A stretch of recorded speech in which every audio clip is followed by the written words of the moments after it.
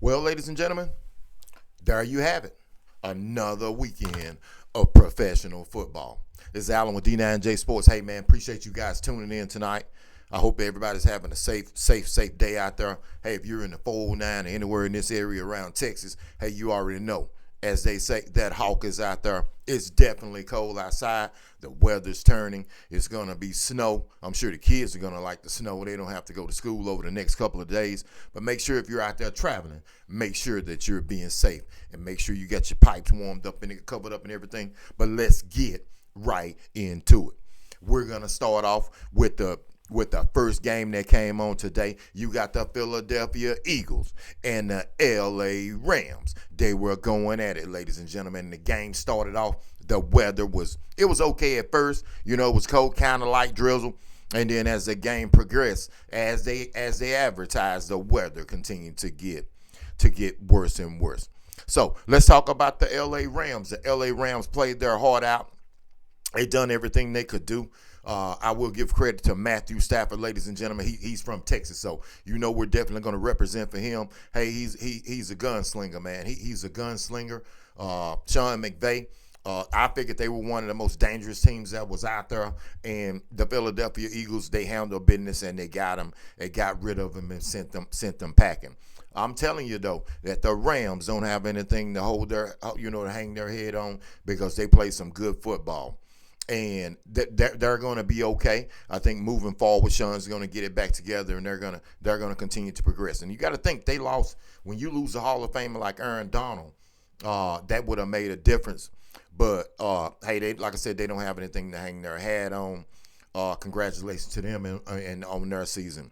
Now let's talk about those Philadelphia Eagles. You gotta say Saquon Barkley. Man, Saquon Barkley is a bad boy. Every time Saquon Barkley break a long run, the first thing I think is what was really going on with the New York City Giants. Y'all know what I'm talking about. How in the world can this dude be breaking all these runs? What was it in New York that they didn't see? But hey, that's all we're going to say about the New York City Giants because you know what? They're a dumpster fire. Nothing but a dumpster fire. But Saquon Barkley was able to get it done. He continued to tote the football, and I'm here to tell you, if you give that young man a crease, the Penn State alum, hey, man, he's going to take it to the house. He's going to take it to the house. What an incredible performance by him. Now, let's talk about what I really see with the Eagles, the Philadelphia Eagles. I'm here to tell you. Jalen Hurts, I like Jalen Hurts. He's one of our local young men.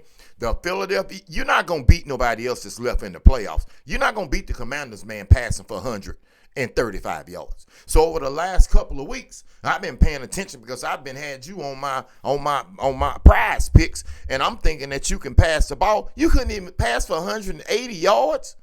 Come on, man, that's not gonna get the job done. I'm telling you, and it's not gonna be one of those things where you just feel like you can just turn it on.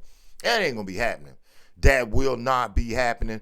I'm telling you, that running game, if they take that running game away, and I can't understand it because A.J. Brown and Devontae and them, man, they can play some ball. You guys a plethora of receivers to get the football to, but something's off. I'm telling you right now, if you're a Philadelphia Eagle fan, something is definitely off. Now, to keep it in that division, Dallas Cowboy fans, damn. I know, I'm serious.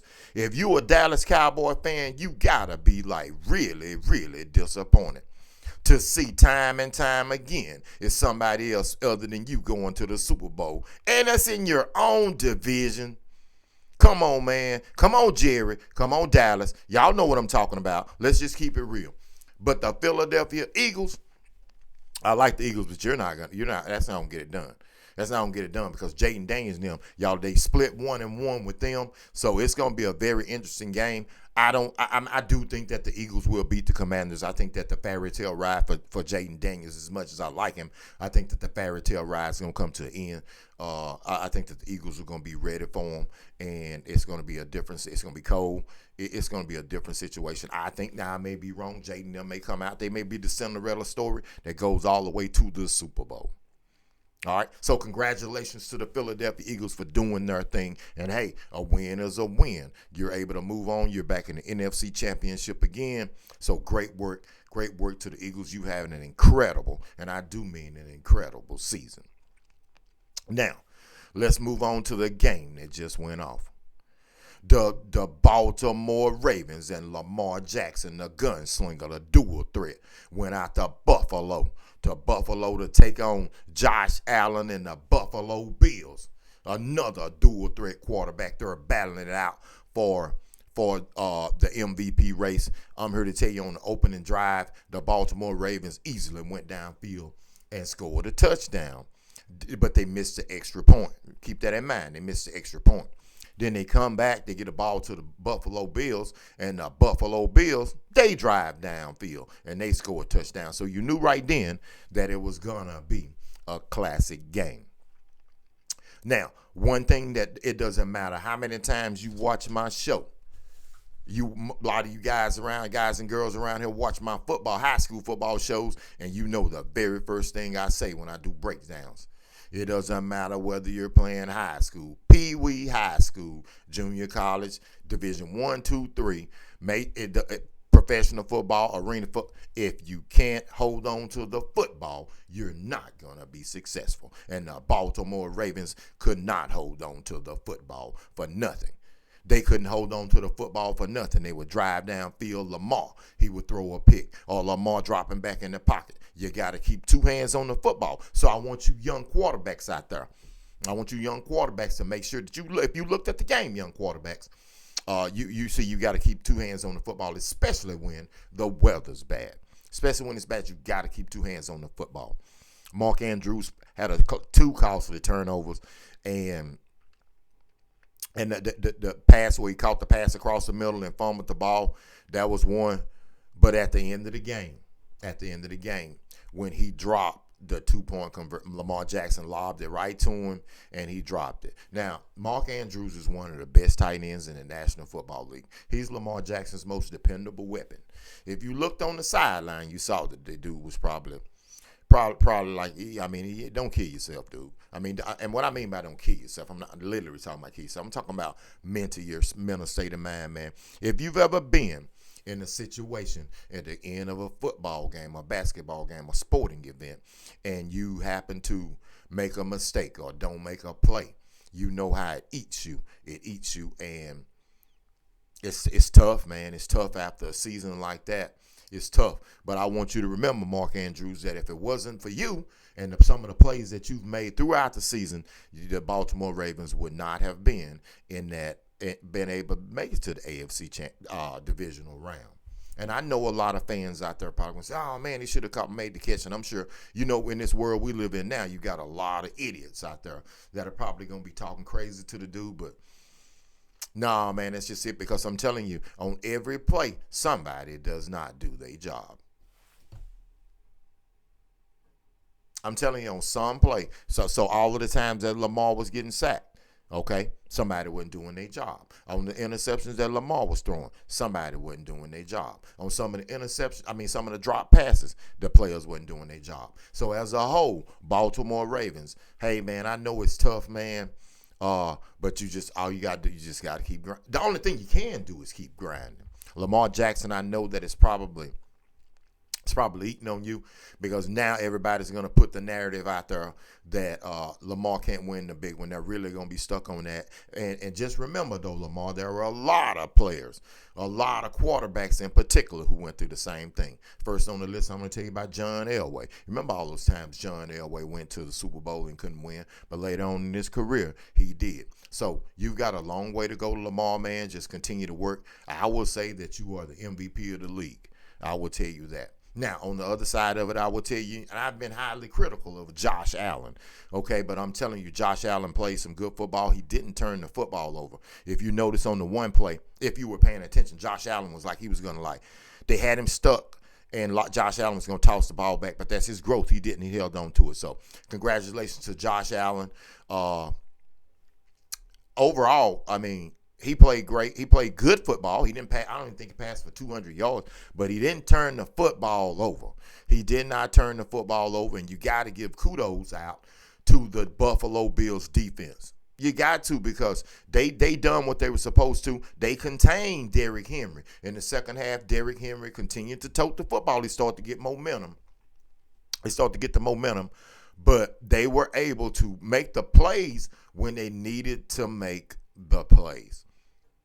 So you got to give credit. You got to give credit to the Bills. Now they have their hands full.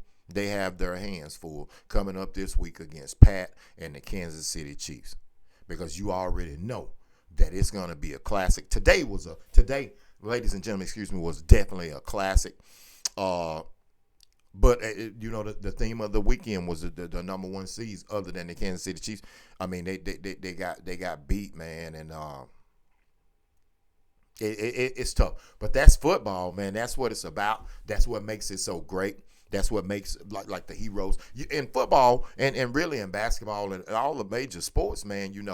It doesn't really matter what you do in the regular season. It's about you become a hero. You become a hero in the playoffs. So the reason I'm telling you that, so if Josh Allen goes out and loses to Patrick Mahomes in the AFC championship game, then he's going to have the same stigma on him. Josh Allen can't win the big game.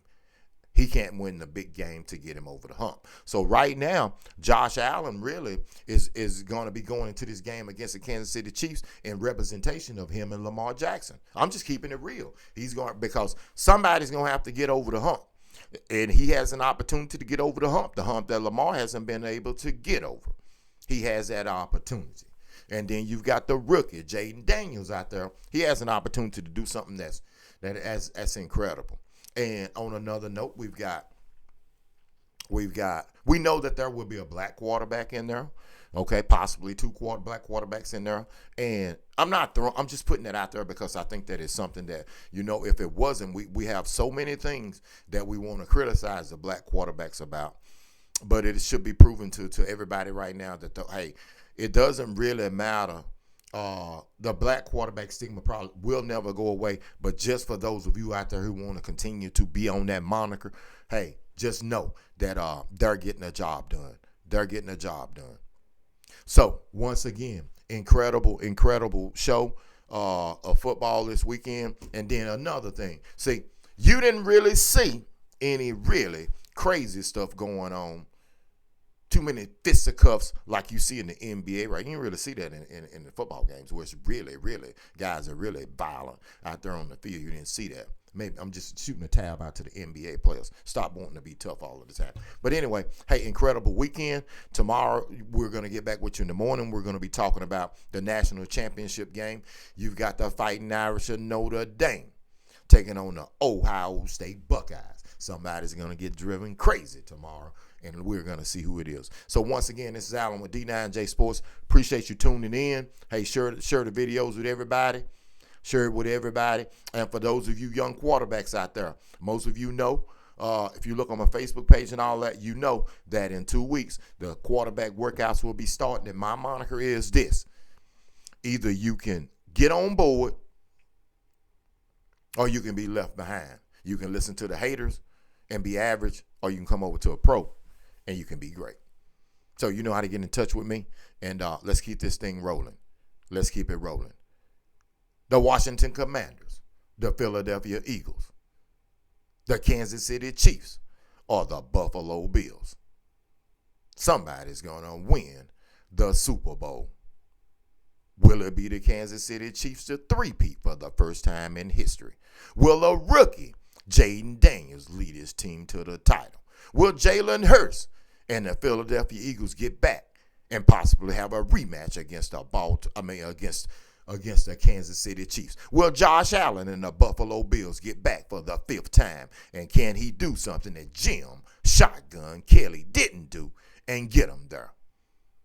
Oh, it's great, ladies and gentlemen. Alan with D9J Sports. I'm definitely out.